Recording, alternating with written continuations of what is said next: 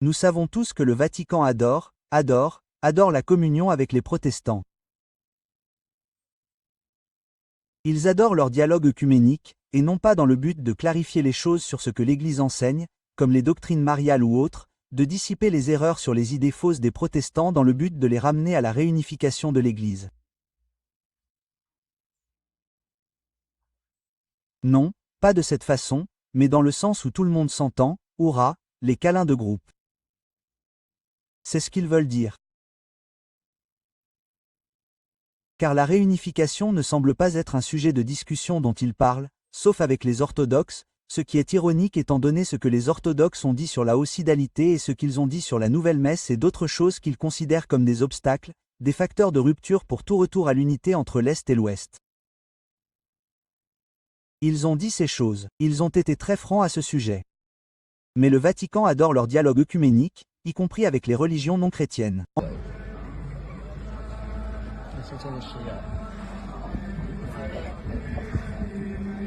Yeah, a lot of them look bizarre. Yeah, it is.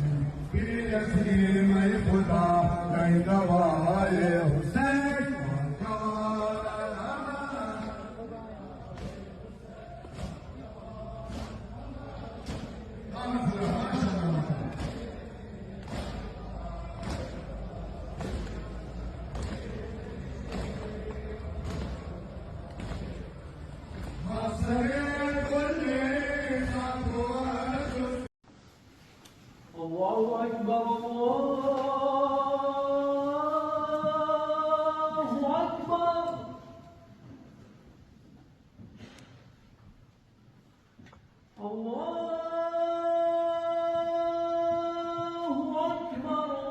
Encore une fois, il ne s'agit pas d'appeler les païens à la conversion, mais de se contenter de suivre le mouvement et, pour une raison quelconque, de dire « Et, vous savez, vous pouvez trouver votre chemin vers le Père de toutes sortes de manières différentes, même si Jésus a eu des mots choisis à ce sujet. » Mais cette nouvelle vient d'être annoncée et elle est incroyable.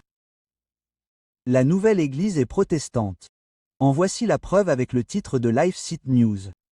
Un responsable du Vatican fait l'éloge du texte luthérien comme modèle d'unité chrétienne avant la commémoration de 2030.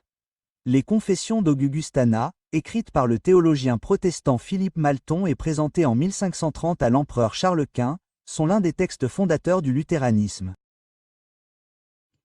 Quoi ? Excusez-moi. Le modèle d'unité chrétienne pourrait être n'importe quel. Texte de n'importe quel concile de l'Église depuis Vatican I. Vous pourriez probablement vous en tenir à certaines des doctrines apostoliques que les luthériens ne trouvent pas problématiques, car la plupart des groupes luthériens soutiennent les premiers conciles œcuméniques, selon le groupe, mais la plupart le font. Vous pourriez vous en inspirer pour votre modèle d'unité chrétienne. Vous pourriez considérer les actes des apôtres sur la manière dont les apôtres vivaient en communauté et les lettres de Paul à l'Église aux 7 églises comme un modèle d'unité. Vous pourriez plutôt faire cela en évaluant les écrits de l'archihérétique qui a détruit la chrétienté, qui l'a déchiré en pion politique pour la noblesse qui voulait se libérer de l'influence politique de Rome. Mais au lieu de cela, ils ont fait l'éloge de cette ordure. Le secrétaire du dicaster pour la promotion de l'unité des chrétiens a déclaré que l'un des textes fondateurs du luthéranisme offre un modèle pour redécouvrir un terrain d'entente entre les chrétiens avant une commémoration œcuménique prévue en 2030. Le 22 janvier, l'archevêque Flavio Pache a fait ses remarques dans une interview accordée à Vatican News publiée à l'occasion de la semaine de prière pour l'unité des chrétiens, alors qu'il réfléchissait aux commémorations œcuméniques à venir, en particulier le 500e anniversaire de la Diète d'Augsbourg et la Confessio Augustana, confession principale de l'Église luthérienne en 2030. Après la crise avec Martin Luther, il y a eu une tentative de trouver un terrain d'entente, une profession de foi partagée entre les pays. Nous nous identifions désormais à la Réforme. Il a déclaré qu'il était important de commémorer ce texte afin de redécouvrir un fondement commun et en même temps de récupérer quelque chose de plus pour notre époque. Les Confessions d'Auguste, rédigées par le théologien luthérien Philippe Langton et présentées en 1530 à l'empereur Charles Quint, constituent l'un des textes fondateurs du luthéranisme. Leur but était de montrer aux catholiques qu'ils n'avaient pas l'intention de créer une nouvelle Église, mais de remédier à des abus théologiques perçus et de revenir d'une autre manière à la foi de l'Église primitive. Parmi les pratiques condamnées figuraient la réception de la Sainte Communion sous la seule espèce de pain, le célibat sacerdotal, la conception de la messe comme un sacrifice, la vision traditionnelle de la confession, la doctrine de la pénitence et l'unité entre l'Église et l'État. Voilà. L'Église catholique a condamné la séparation de l'Église et de l'État jusqu'à ce qu'elle fasse marche arrière et adopte la vision luthérienne des choses, ou du moins une vision protestante plus moderne des choses, lors du Concile Vatican II, mais elle l'avait condamné au préalable parce que l'Église et l'État devraient travailler côte à côte pour créer une société stable qui permette aux âmes d'être sauvées. Pas une théocratie. Une théocratie est dirigée par des prêtres. Personne ne veut cela. Cela n'a jamais fonctionné nulle part, cela a été essayé, mais un modèle où les deux fonctionnent en harmonie. Ce n'est pas un modèle d'unité chrétienne. Vous voulez un modèle d'unité chrétienne? Commencez par l'un des credos. L'Église catholique a répondu aux confessions par un ouvrage détaillé préparé par des théologiens pontificaux, connu sous le nom de Confutato Augustana. Dans ce document, l'Église abordait la thèse luthérienne et appelait à un retour à la doctrine catholique romaine dans son intégralité. Ces thèmes ont ensuite été repris et développés au Concile de Trente. Les remarques de Patch s'inscrivent dans une approche œcuménique qui considère qu'il est nécessaire de repartir d'un terrain d'entente ou d'un point de référence fondamental souvent identifié au credo de Constantinople. Léon XIV lui-même semble partager ce point de vue. Dans sa récente lettre apostolique dans Unitate Fede, il a minimisé la vérité filquée de la foi en la qualifiant de controverse théologique qui a perdu de son intérêt. Léon XIV souligne que la quête actuelle de l'unité n'implique pas un œcuménisme qui tente de revenir à l'état antérieur aux divisions. Il envisage plutôt une voie œcuménique tournée vers l'avenir et recherchant la réconciliation par le dialogue, alors que nous partageons nos dons et notre héritage spirituel. Ailleurs, Léo a déclaré qu'une partie de la véritable unité pourrait consister à ignorer les choses sur lesquelles nous ne sommes pas d'accord. C'est un problème. C'est de là que vient toute cette réflexion. Changeons tout, la pensée qui se passe dans l'Église vient de là. C'est ce désir de sacrifier la vérité au nom de l'unité. Et si vous sacrifiez la vérité pour l'unité, en quoi êtes-vous unis? Rien. Vous ne pouvez pas accepter le Christ sans la vérité. Donc, mettre de côté la vérité et devenir un jouet les uns pour les autres devient un fan-club glorifié de Jésus. Mais ce n'est pas l'Église. L'Église est fondée sur la vérité, guidée par le Saint-Esprit vers toute la vérité. C'est une chose incroyable.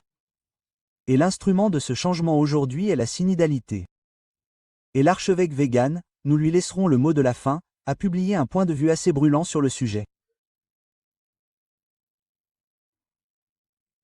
Il compare le Sénat sur la sclérose, la révolution synodale et tout ce qui se passe dans l'Église aujourd'hui à la solution au remède contre le fléau de 2020. Vous savez, cette chose dont on nous a dit qu'elle était super sûre et totalement efficace.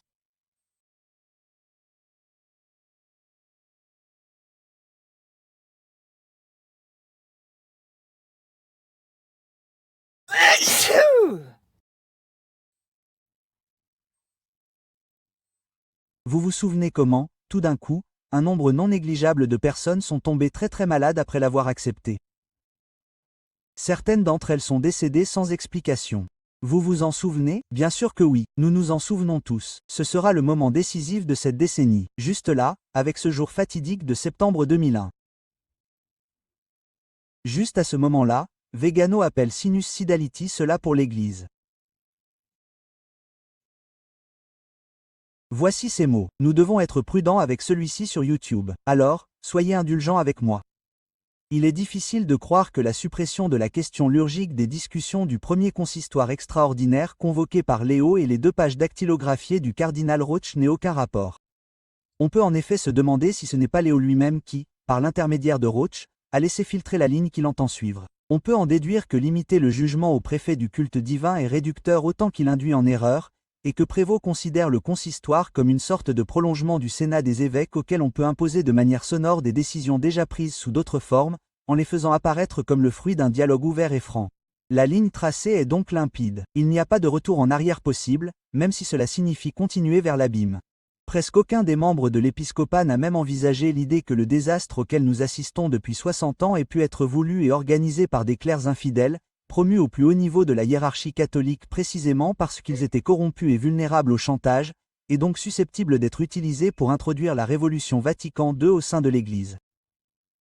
Cela rejoint ce que nous avons vu se produire dans la profession médicale lors des événements de 2020, lorsque les bons professionnels ont été éclipsés par des individus innommables totalement soumis aux grandes entreprises dans l'intérêt de ceux qui leur ont donné de la visibilité, de l'argent et du pouvoir en retour.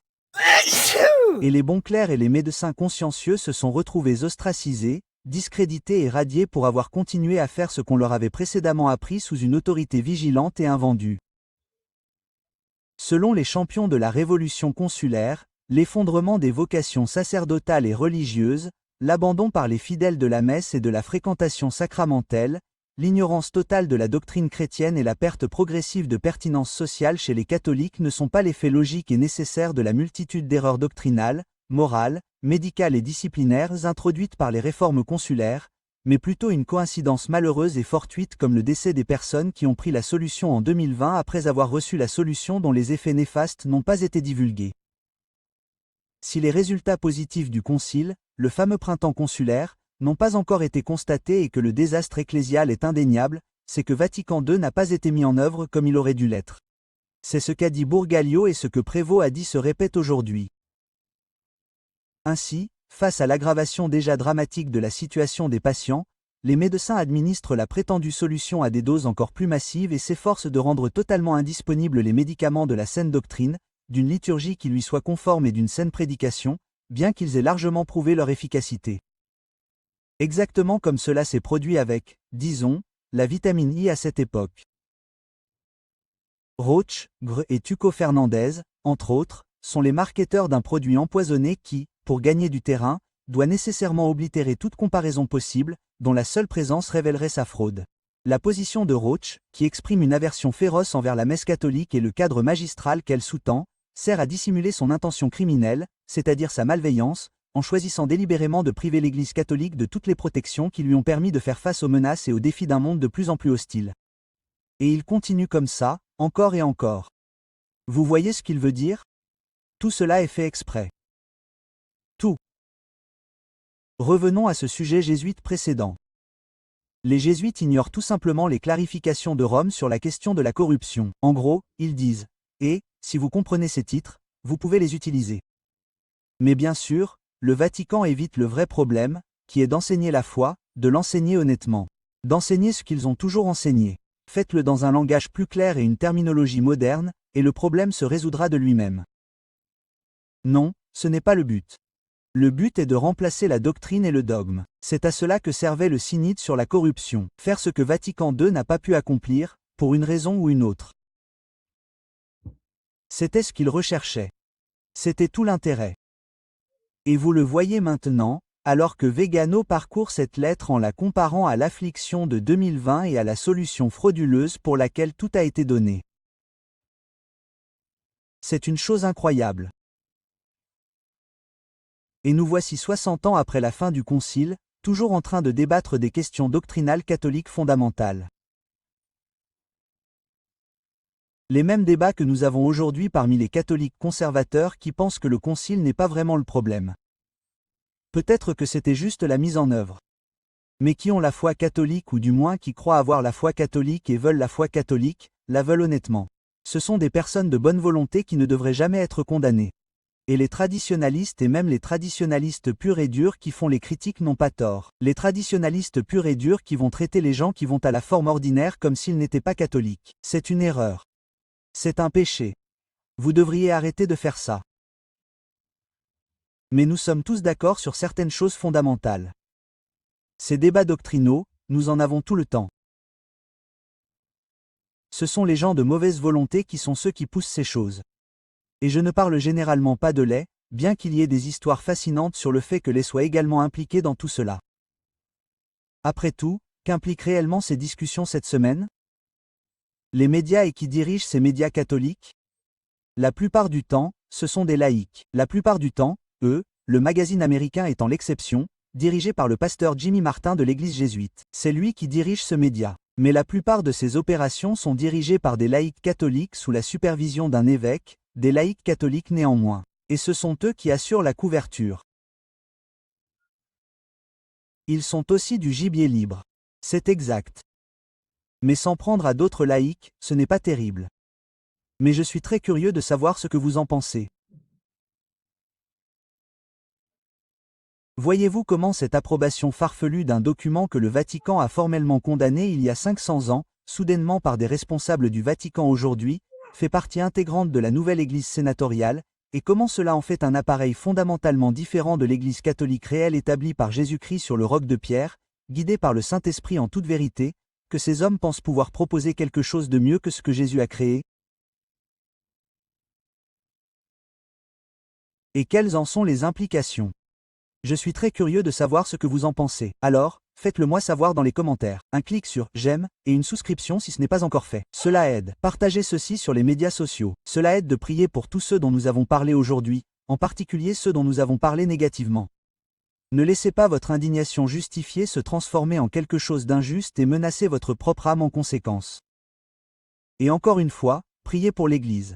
Je suis Anthony Stein, un Maria.